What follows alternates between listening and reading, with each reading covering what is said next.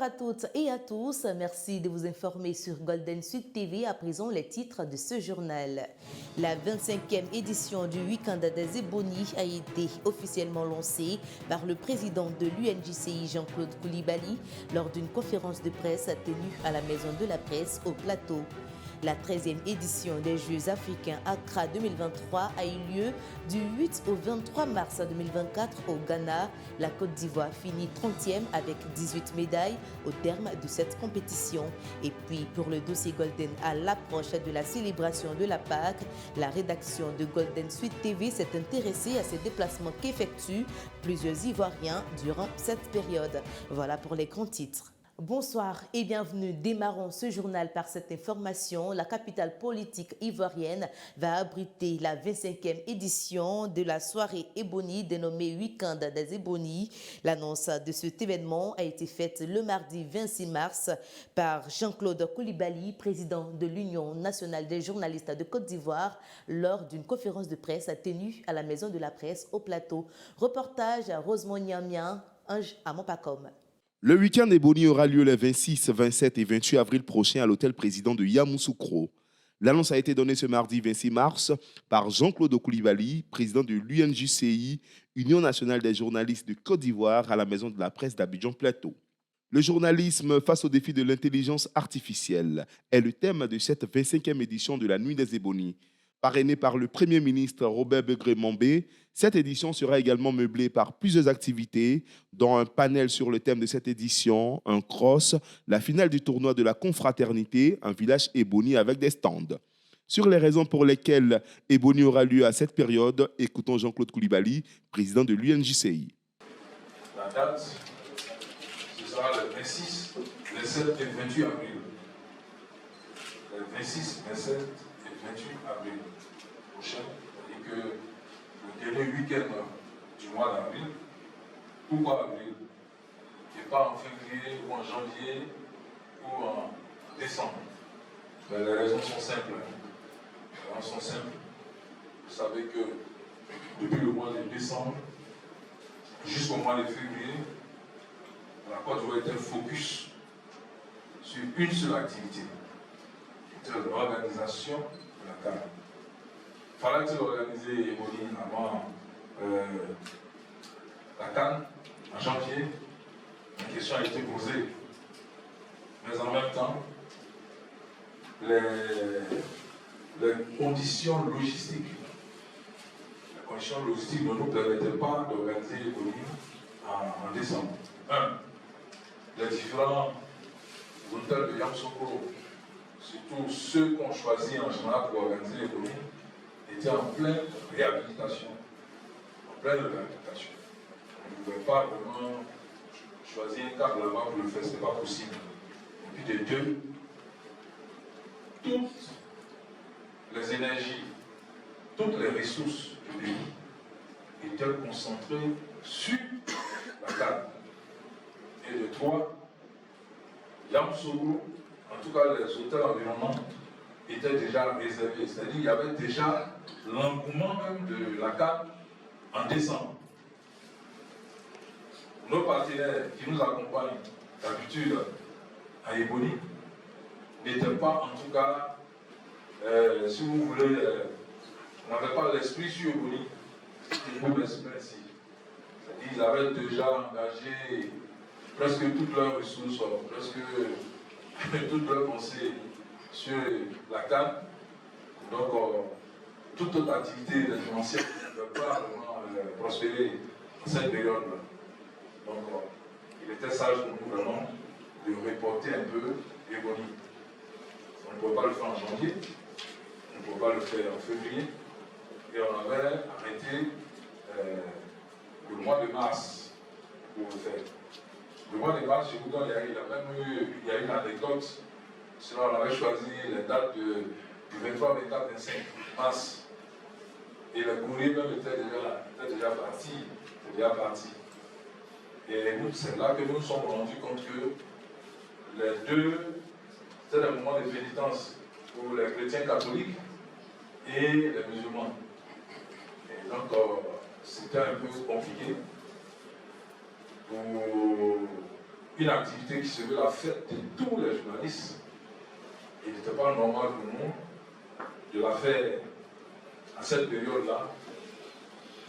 Ça se résumait vraiment à exclure beaucoup de nos consoeurs et nos confrères. Le journalisme face au défi de l'intelligence artificielle. Pourquoi le choix de ce thème? Jean-Claude Koulibaly, qu'on écoute toujours. Il y a eu Internet et les réseaux sociaux avec leur lot de fake news qui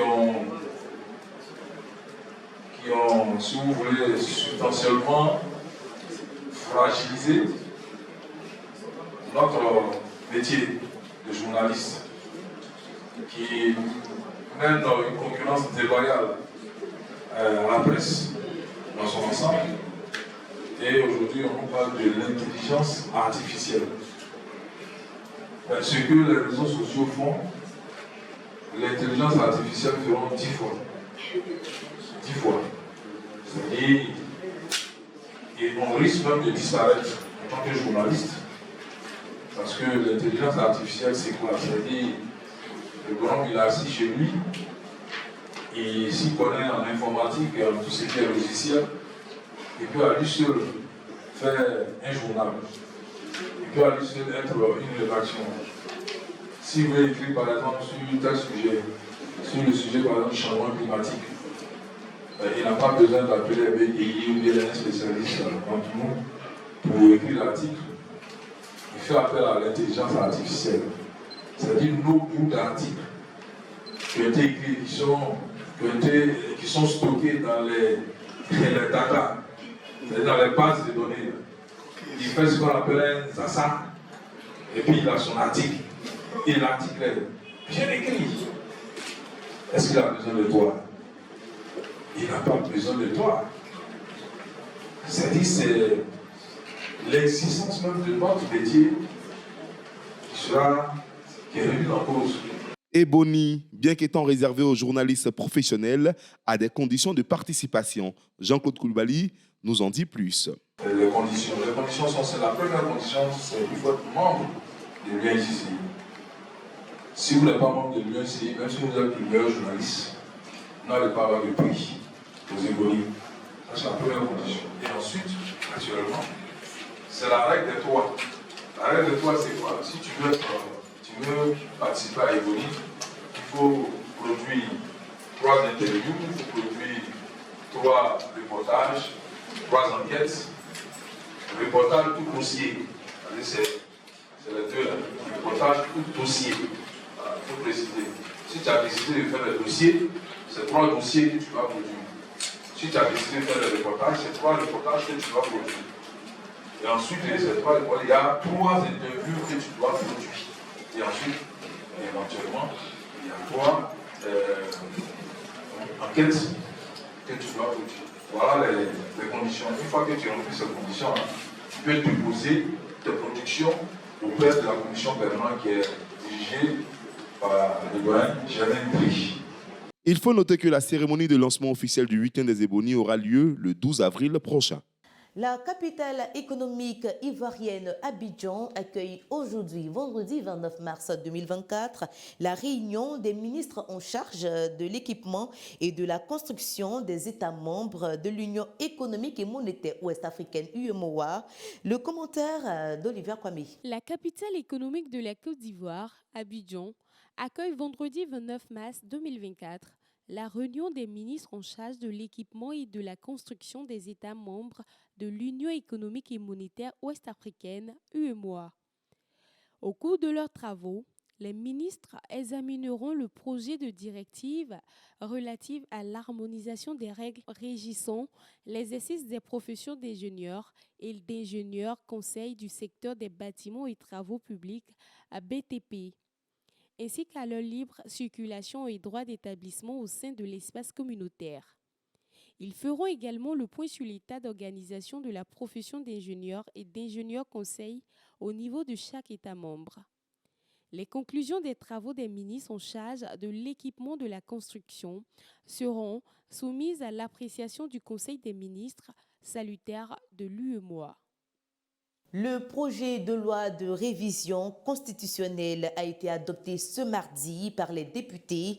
Le texte propose le passage du régime présidentiel à un régime parlementaire. Cette proposition a provoqué de nombreuses réactions dans la classe politique et la société civile. Les détails avec Ange Amopakom.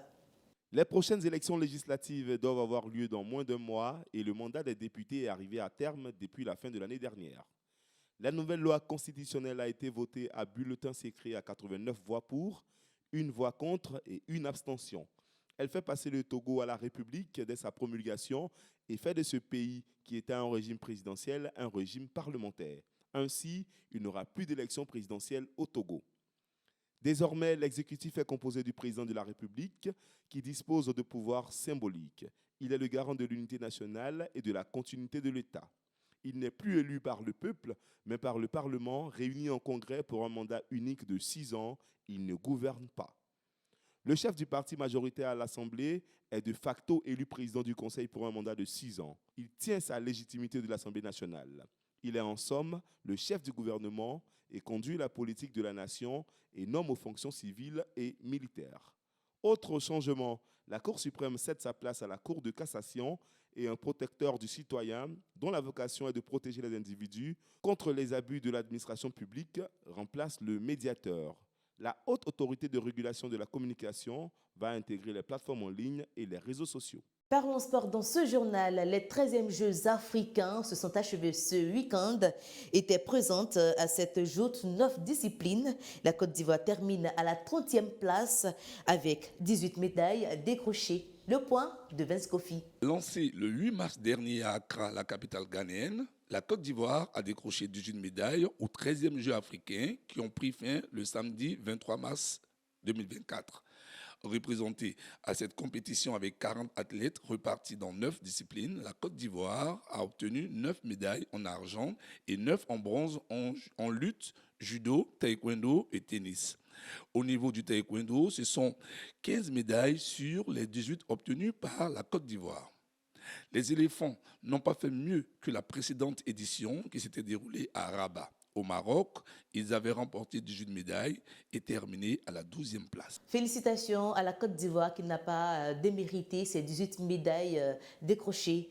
Passons maintenant à notre dossier Golden à l'approche de la Pâque, une fête chrétienne. Et certains Ivoiriens n'ont pas voulu rester en marge. Pour cela, ils effectuent des déplacements dans tout le pays, la Côte d'Ivoire. Pourquoi vont-ils dans ces villes? Que vont-ils faire? Élément de réponse dans ce reportage de Rosemont Niamien, Olivia Kwame.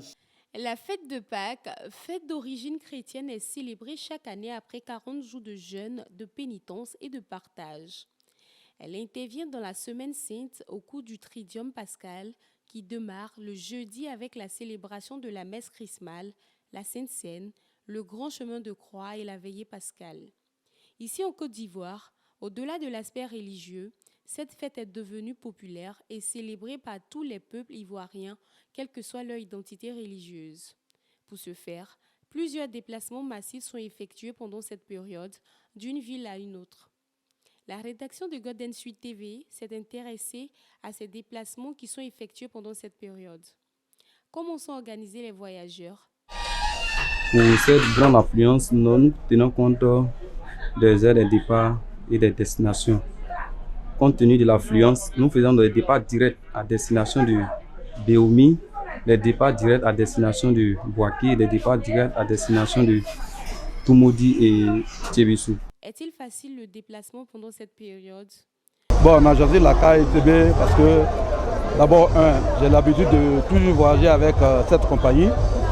Ils ont beaucoup de cars et ils sont mieux organisés. Le coût du transport reste-t-il inchangé pour les compagnies? Comment programment-ils les départs? Le chiffre d'affaires est-il au-dessus de l'année dernière? Quelles sont les précautions prises pour le respect des codes de la route en cette période? Pour le début de la semaine, je pense que du lundi à hier, a fait 200 départs. Oui, le coût des transports reste inchangé. Concernant le chiffre d'affaires, par rapport à l'année dernière, il y a eu une augmentation de 10% pour celle de cette année. Nous avons une vitesse commerciale de 90 km par heure. Donc nos cas sont plombés. Je parle au-delà de la vitesse commerciale qui est de 90 km/h. Il faut rappeler que la fête de Pâques aura lieu le dimanche 31 mars et lundi 1er avril. Lundi de Pâques est déclaré férié, chômé et payé sur tout l'étendue du territoire national.